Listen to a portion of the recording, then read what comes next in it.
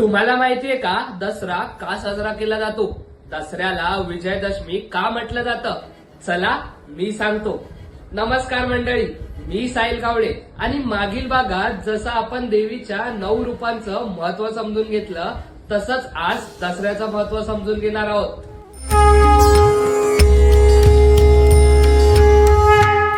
आज विजयादशमी म्हणजेच आनंद, विजय आणि नवीन सुरुवातीचं प्रतीक असणारा दिवस, ज्याला दसरा देखील म्हटलं जातं.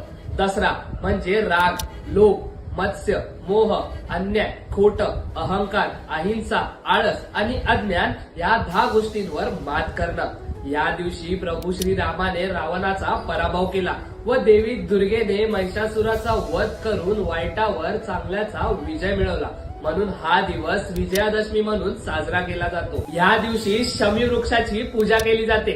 शमी पान म्हणजेच आपट्याचं पान वाटण्याची परंपरा आहे. शमी वृक्ष हे शक्ती आणि संपन्नतेचं प्रतीक मानलं जातं.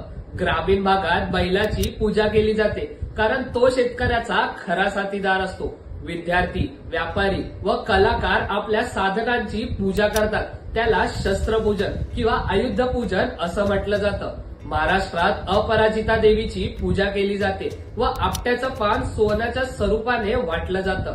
याचाच अर्थ समृद्धी सर्वांमध्ये वाटली जावी. दसरा हा 3.5 मुहूर्तांपैकी एक मुहूर्त आहे. त्यामुळे या दिवशी कोणत्याही नवीन कामाची सुरुवात, खरेदी व व्यवसाय सुरू करणं शुभ मानलं जातं. दसरा आपल्याला सांगतो की चांगुलपणा आणि सत्यतेचा मार्ग नेहमी विजयाकडे नेतो. चला आज आपल्या मनातील वाईट विचारांचा रावण जाळूया व नवीन आयुष्याची सुरुवात करूया.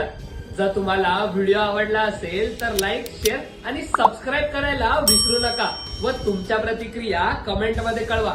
तोपर्यंत तुम्हाला व तुमच्या परिवाराला विजयादशमीच्या हार्दिक शुभेच्छा. सोनं घ्या, सोन्यासारखे राहा.